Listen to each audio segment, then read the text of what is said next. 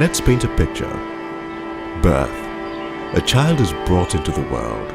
Typically, the birth of a child brings joy and celebration to a home. It's the start of a new life. What if the child begins to display questionable behavior? If the child falls below expectations? What happens if the child is different?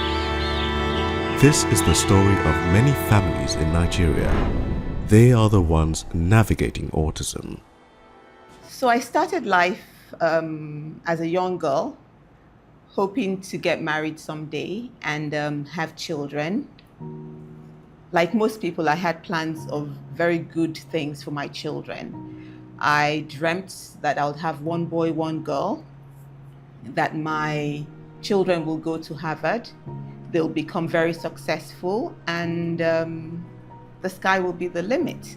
And I didn't know that was his challenge because he had a little delay in speech. So I assumed that that was his own style.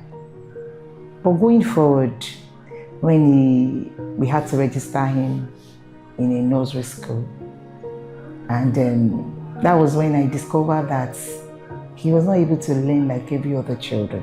He was the second of 3 children. When I was in secondary school, I think GS1, GS2, and I remember telling my friends that my brother had something stuck in his throat. I could not talk. And I think I told them that he's supposed to have surgery to remove it. Not that we knew something was wrong, but kept telling ourselves nothing was wrong. No, we were living now in the sense that we had gone to several places, and everywhere we kept on, we were always told that he was fine, he would outgrow it. One of my sons turned out to have autism. At the initial stage, it was unbelievable, because before I had that son, I had been working with children for 10 years, so a whole decade working with children. So I understood children inside out, and I knew all the right things to do with them. Then my son came along, and he was not responding to me the way many children had responded to me over the years. Well, it's on the spectrum. I remember going to the pediatrician then, and the pediatrician did tell me that he flagged him for autism because after the assessment and all of that, he said it's too young for them to have a proper assessment done. However, he's going to flag him for autism. Of course, when reality hit in and we got the diagnosis, we had to really sit down, my wife and I, and begin to plan, begin to discuss, begin to lecture ourselves and begin to get information from everywhere possible.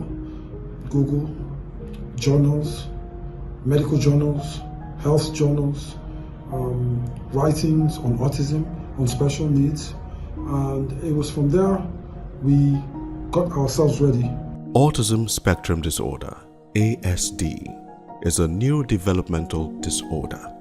It is characterized by different levels of impairment in social communication and interaction, repetitive behaviors, and restricted. Setting up the first autism intervention services in Nigeria has been a delight. It all started in 2000, I think year 2000, that was it, when we realized that my son was on the spectrum, and we looked for services everywhere, and we just couldn't find the right services. Or I wouldn't say we didn't find the right services. I would say that services were scarce at that point in time.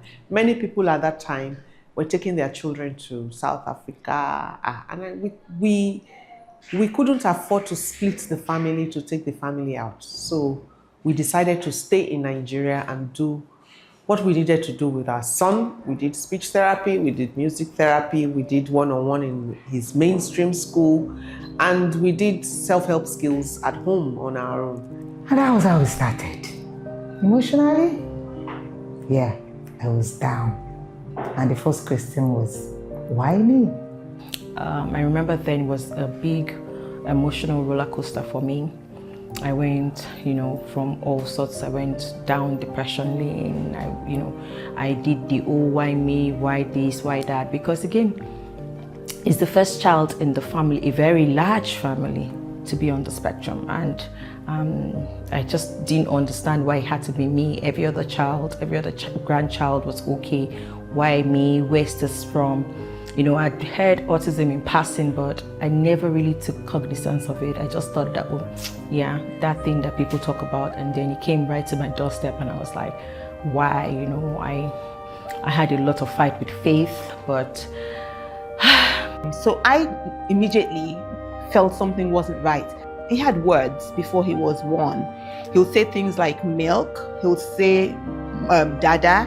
He would say mine. So everything you took from him was always mine, mine. And he was barely one at the time. Then I think at about 15 months old, we noticed that the words were no longer coming. If anything at all, he was no longer talking. He wasn't using the words anymore. And I thought it was strange, we'd do everything and we still felt.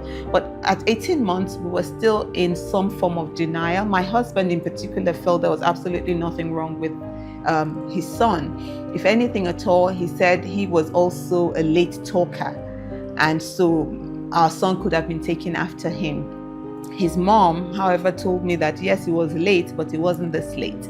So I knew that it was something else we were dealing with, but we later eventually got the diagnosis. But the peculiarities that we saw were the addiction to Thomas the Tank Engine. He wasn't talking.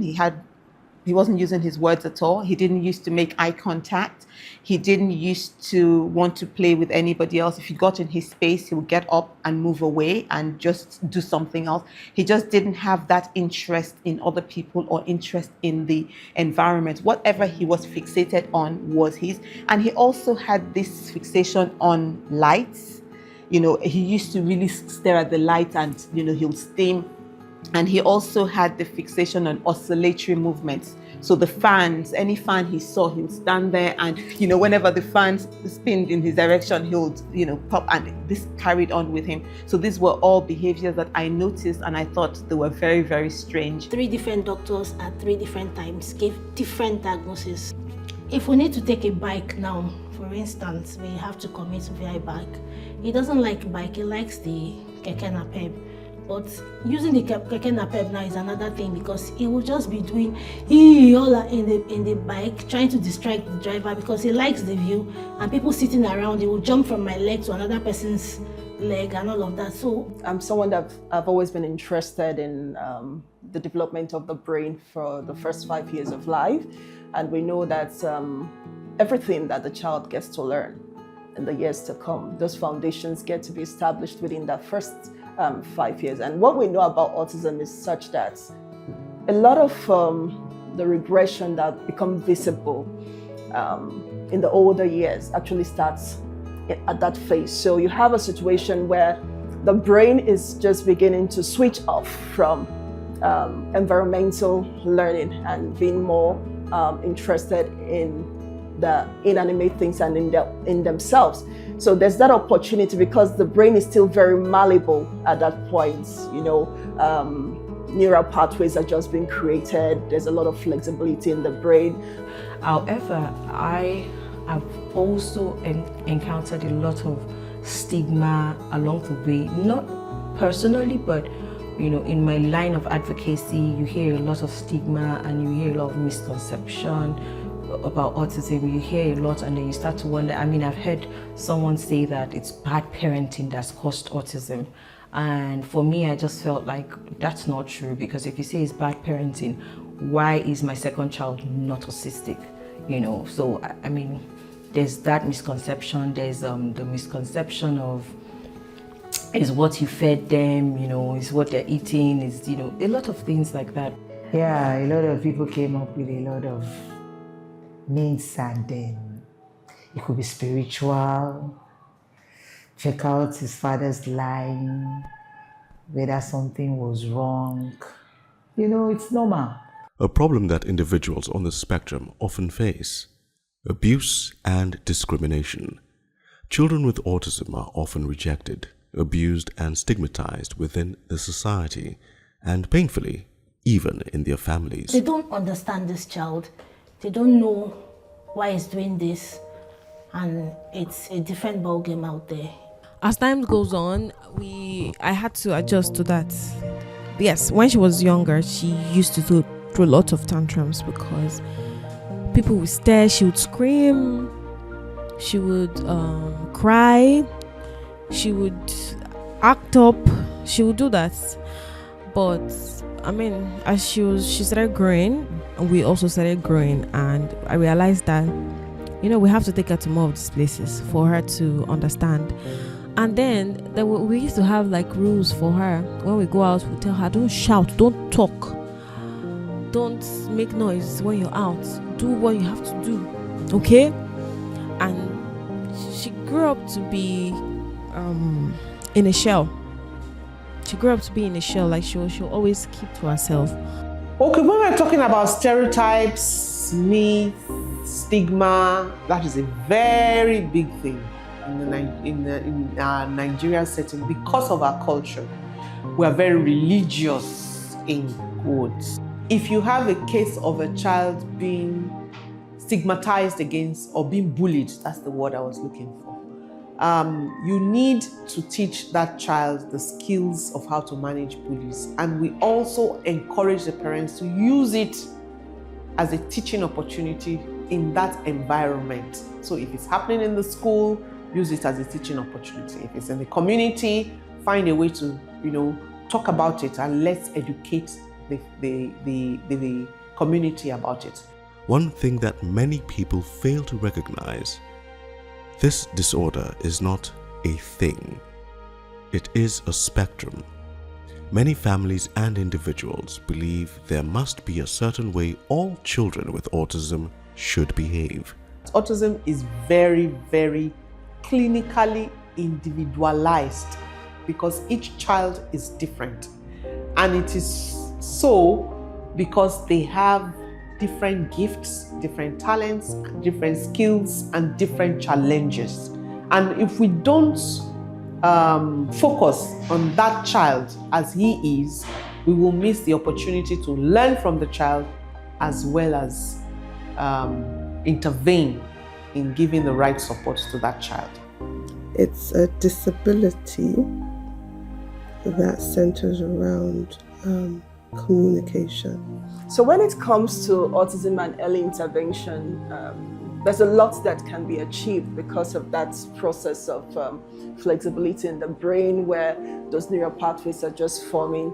And it's also the onset in terms of regressions and disconnection from the social environment. For some children, 12 months, for some children, 18 months, for some of the children, by 24 months, we see that regression happens. So what happens is, if we're able to catch it on time and we get the child into the right sort of intervention, it means then we can begin to sort of get the brain to retrace and begin to form what you would call typical pathways in terms of social connectedness, eye gaze, joint attention, and all of those foundational skills that are very, very important for children. So early intervention is that foundation for whatever success that the child is going to achieve. And that is not to say when a child has missed that period of early intervention that all hope is lost. No, today is always the best time to start. However, if you have that opportunity as a parent and you get to discover in time, early intervention is very, very key in terms of whatever progress that your child is going to make. Autism is a condition rarely understood in Nigeria. You'll find out most people who have heard of autism are either directly or indirectly connected to it. Perhaps they heard about it from their friends. Some have heard it in the media or at hospitals. Even with that, their knowledge still remains basic, and their misconceptions thrive amongst them. It is considered one of the most ignored health issues in the country, as evidenced by prevailing low awareness and inadequate provision for early diagnosis and management of the neurodevelopmental disorder. We asked 30 Nigerians what comes to your mind when you hear the word autism. The responses included nonverbal, differently abled, care and special needs, special care, disability, limited human capacity, and slow development. This proves that Nigerians have basic knowledge of autism, but it still comes with some misconceptions. So with the magnitude of people with autism, that we have 1 in 36 by the CDC in US, you find that indeed there are many more people with autism and there should be many more services available. But what we're finding in Nigeria is that there's so few that are available, and these few struggle to even keep the services going, because I'll talk specifically from our own center. As much as we like to provide services to the individuals that have the diagnosis or the condition, what we also find is there's a lot of external factors that inhibit us and give us the inability to function as much as we should. We need support from the government, if nowhere else.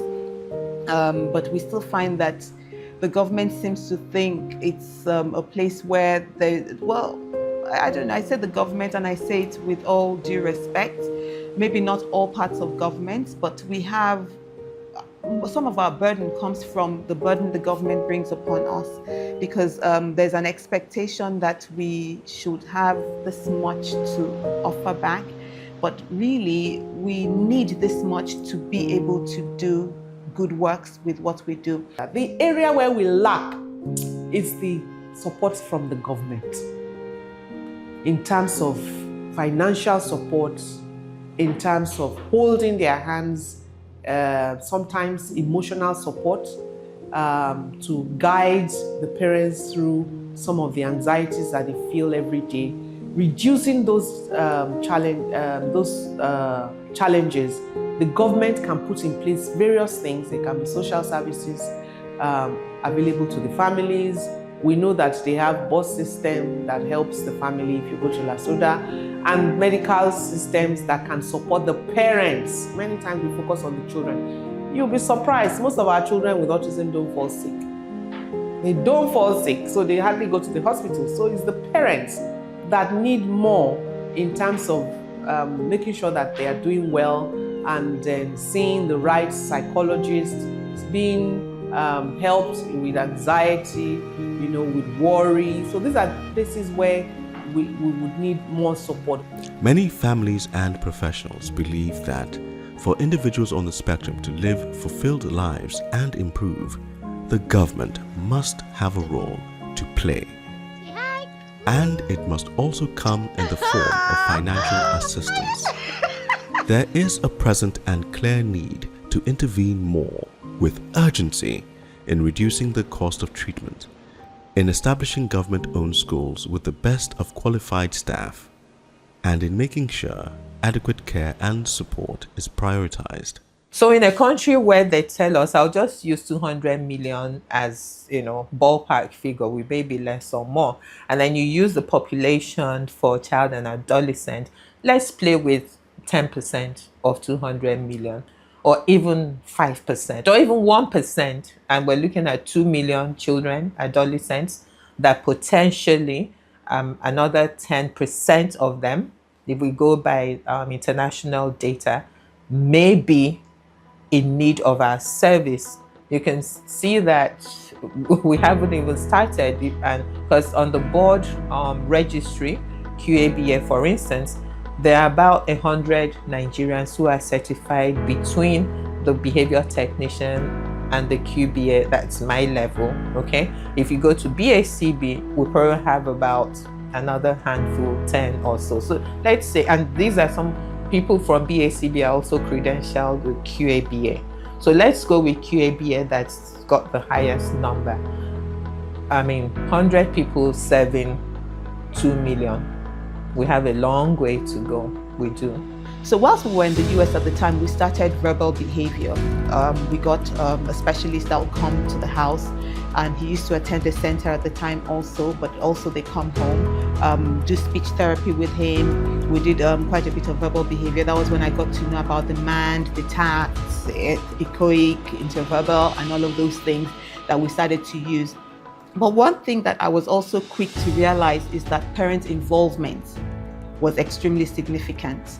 I was very involved. I tried to know all that they were doing. In fact, I must have been very nosy to the specialists that came, but they didn't mind. Because every time they came, I also wanted to know what they were doing, wanted to know how I could continue at home, and all of these things eventually came to help Moni in his development stages. You need to engage people that are qualified and certified, and you also need, second, to get some education as a parent. What are the things I should expect to see? What are the indicators of a good service? You want to do ABA, what are the indicators of a good ABA program? How do I know someone is an ABA professional? You want to do ESM, whatever it is that you want to do, please get some education so that you are able to ask the right questions. You don't have that luxury of saying to yourself, oh, my child needs all of this intervention and I'm going to go and get all of this intervention. Again, because you do not have free government services to provide and accommodate and to support you in those areas. So it's a whole different ball game trying to navigate the service provision in Nigeria.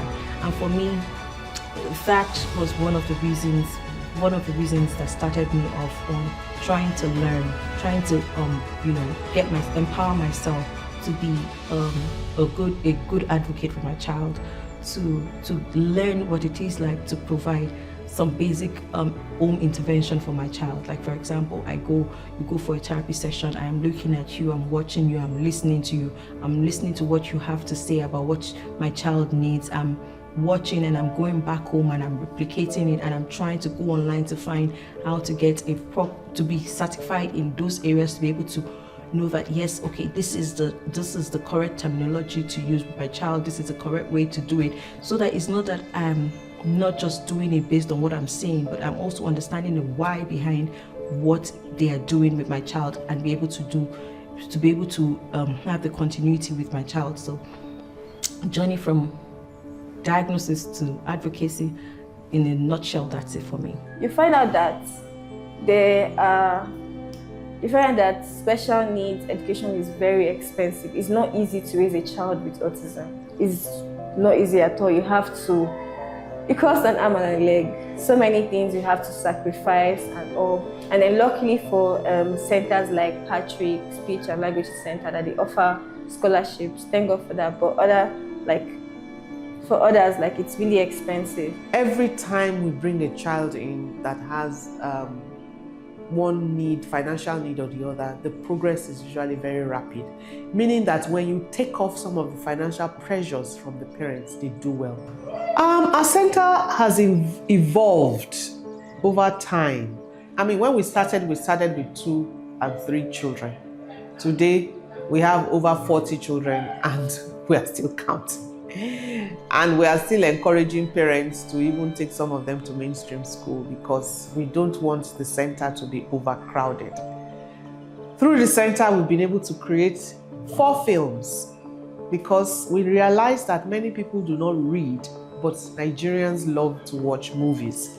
So we started with Silver Lining.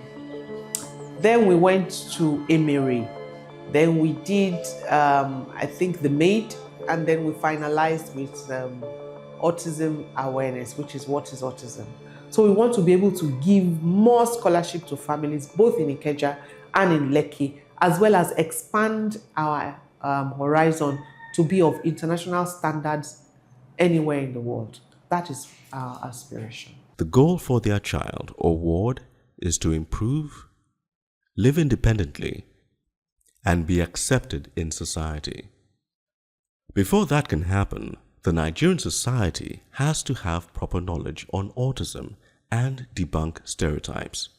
Special needs families also require support, financial and emotional, which are typically provided through NGOs and support groups. So AMIN means Autism Mothers in and Outside Nigeria. We're a small group, and the essence of AMIN is supporting mothers, supporting ourselves, to ensure that our children live their best lives and reach their highest potential. And then we also have a platform where we put the parents together. That's one of our great achievements. I mean, we have a platform where parents can come in and they can muse, they can help playing, they can share, and they can interact. So we call it the Parents Forum.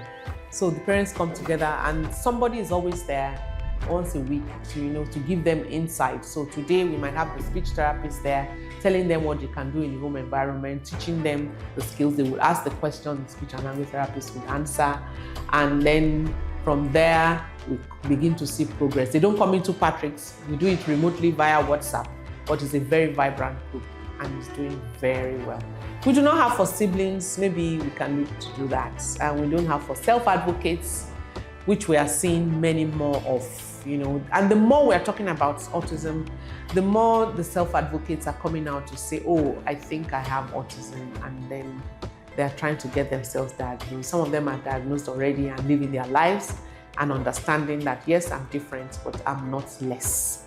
You draw strengths from one another. There are times when you are struggling with a topic or you're struggling with a particular phase of your child's development. You throw it into the support group, and then you always have one answer or the other. One person would always share something with you and say, oh, I tried this, have you tried that? Or even when they know that there's nothing else that that would fill in the gap for what you're going through. A kind word, a hug, fantastic women. Parents are encouraged to collaborate with one another. So after we've accepted and we know that, okay, we're all in this center together, we start all these sessions with the parents where we do parent therapy is also very, very important, because we may think parents are strong, but not everybody is. And if you're not strong enough, then you cannot pull your child along. You're going to find that whatever you're reflecting is where you drag your child through as well. So if you have a lot of strength as a parent and you know that, yes, I have this, but there's somebody else who either has it worse or somebody else who has it better, but you have yardsticks with which to compare your own situation. But comparison is not comparison in a bad way for you to feel like, oh, this person's child is doing better than mine, and I have something to be sad over. Comparison from a place of, oh, this child has done this, he's done really well, so my child also can. Or that there are stories of the success stories, we call them. So when you see a success story, you know that, yes, my son at some point or my daughter at some point can actually really get it. So the strategies we've used predominantly are parent bonding. So we have sessions where we do parent bonding. There's a lot of parent enlightenment as well. Parent enlightenment program where we have parents training. We have workshops for parents. We bring them together. We train them. We educate them on the things to look out for. We educate them on the things to do with their children at home. We encourage gatherings where we come together to socialize and do a lot of relaxation as well. We have one coming up on Mother's Day where we're planning a yoga session. We've done this now for the past 2 years. You think we'll change it, but parents are actually asking for the yoga. They want the yoga to continue. So we have all these types of things that we do to bring parents together and to help them know that you're not alone. So whatever situation you have, there's somebody else who's here, who's going through it. And honestly, when they rub minds, when they come together, sit together and rub minds, you find that there are lots of benefits that you get from one person that you may not have known about. And when you sit with them, especially people who have walked the walk and talked the talk, they've been through it, they have older children who have now grown, and you have an 8-year-old, a person who has a 15-year-old, has had 7 more years of experience. And the strategy of bringing you both together is always helpful in the sense that you see a person who has lived it and it's real to them. So it becomes something that you begin to get your child. And there's a lot of coming together also in the sense of having play dates. So when it comes to support for mental health, self-care, and all of that for parents, that's something that we usually would refer parents to, encourage parents to join support groups, because currently we really do not have a working parent group for our own service. But of course, we usually would, if there's a parent group program going on somewhere, we usually are the first people to let our parents know, oh, this is good. You would meet parents like yourself that are going through a similar situation. You can share stories. So we get to create access for parents on our program to be able to attend such programs. Being intentional about describing, being intentional about showing people what individuals that are on the spectrum not look like, because there's no look, but perhaps giving them a visual may help them understand that there's no look, but whatever it is more internal. And so talking about the challenges that they face, talking about the symptoms, as it were, talking about the red flags would be that intentionality about awareness, not just having campaigns to say, oh, autism awareness, but intentional about it. It's the dream of every special needs parent that a child on the spectrum gets to live their life independently and also grow and contribute to society. My son is graduating in May in mathematics. He's finishing his PhD, and I'm super proud about that. Now he's into painting, he's into drawing. He loves nature. He does more of nature drawing. Muni now has a band. He leads a band called Mo Jams. They go around playing music at events. They play at corporate events, book launch, anniversaries of organizations, 50th birthday party, school events. You know, he just plays in different places. But what happens is the other people on his band are all typical people, and they're older than him. So he's the only one there with autism and youngest, but he leads them in the sense that they follow his motivation because he has a natural way of moving. My most cherished memory would have to be the first time I heard him say a word. I screamed, I cried, I laughed, I rolled on the floor because I thought it was something that would never happen. We didn't get a proper diagnosis till when he was 4 years and 10 months. And I understand at that time, I don't know, that maybe it was what I read or where I got it from, I don't know, that he probably won't talk. And then when we're going to that public facility, I was asked the doctor, will he talk? I said, Madam, what do you want? To be able to communicate with him or for him to be able to talk? I'm like, I want my son to talk to me. And then went for another assessment, and the woman is a renowned speech therapist. And she looked at the boy for hours and she said to me, she explained a lot of things, and the bottom line was she's not sure he would ever say a word. But that he'll be able to go through life seamlessly without saying a word. But it was my greatest desire to hear him talk. So that day, it was mind-blowing for me. And then also, I don't know where he gets the things that he knows from. He just knows a lot of things that I'm sure I didn't teach him, and they did not teach him at school. So I'm like, how do you know these things? How can you spell this word? How do you know the composition of this? How do you do it? I really don't know where he gets all of this, and it makes me light up with a lot of happiness and hope that his future would be beautiful.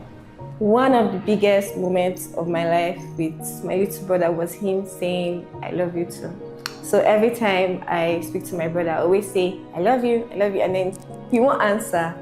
Sometimes I'll tell him that, say I love you too, and all of that. So a few years ago, he used to do that, but recently, I think that last year, I said I love you, and then he said I love you too, like without me saying that. And it's just many people might not understand, but it was like gold to me. I always remember that because I know that that's a win. I mean, normally I'll have to tell him that, okay, say I love you too, Toyin. Like, he will even say it without me saying it. Like, okay, I love you, Toby. Say, I love you too, Toyin. Like, it's a very huge thing. And then it made me, like, not want to give up.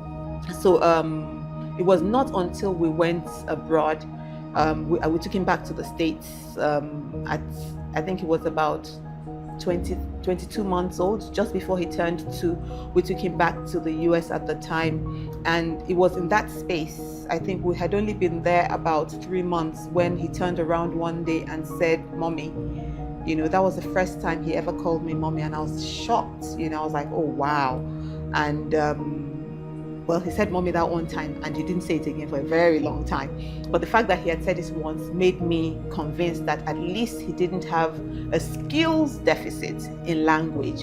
What he had was a performance deficit, which is the expression of the language. He was not expressing himself, but he could talk. And we just needed to nurture him and get whatever we needed to get in, and we'll move on. It takes a great deal of courage to be able to navigate the disorder and also be the spark of changes for other generations to come. Don't let the negatives be more than the positives. Don't let the negatives discourage you from seeing the positives that the children possess. They have great strength, and all you have to do is embrace some of those challenges that they have, and they will begin to open up to you. You must really be determined, whether you are a man or a woman and you have a child who is on the spectrum. You must see beyond the immediate. Look at that dream that you have for that child and see him getting there. I would say this and say it again: celebrate every milestone that child achieves. So every family raising a child with autism needs to understand that there will be tough times, but there will also be good times. And what you can do is just to continue to remind yourself of the good times. Don't give up. I know it may be very difficult and all, but I know that when you're tenacious, when you have patience, when there's love in family, like good things will happen. No matter what, let that environment be filled with love, with support, and then everything will go well. Never ever be afraid to ask, because the worst anybody can tell you is no.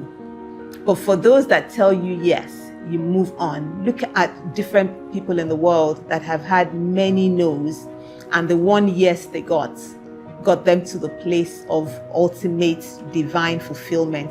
And that can be your story as well. So the worst thing you can do is to not ask because you're afraid of rejection. Every rejection is a bruise, not a tattoo. You come out of them and you move on in your life and still excel. Remember what I said. When it comes to early intervention, it's non-negotiable. As a parent, you could lose money, and money can always be earned again. But when your child loses precious time for progress, that cannot be earned. So always choose to make the right decision. So, autism teaches you love as a parent. There's no stronger gift. There's no stronger connection you can have with your child who's on the spectrum, other than love. I want to let you know that autism is not a death sentence. You have to learn to love the child in front of you. Not the child you have hoped for, not the child you have dreamed of, but the child in front of you. For every day that passes by, that child is growing. And love needs no word. Love conquers it all. Love makes it bearable. Love makes it acceptable. Love makes it easy. For one to be able to manage autism in Nigeria, you must have hope. As a parent, you must know there is light at the end of the tunnel, and you have a role to play to get your child to live that fulfilled life. As a neurotypical sibling, you must be able to be their most fierce advocate, speaking up for them in the home and society, and overwhelming them with love and support. As a professional, you must continue to wear the hat of educating everyone and providing apt services. As a member of the society, all you have to do is be aware, accept, and make room for them. All these are possible with one thing called hope, and constantly believing that individuals on the spectrum may be different, but are not less.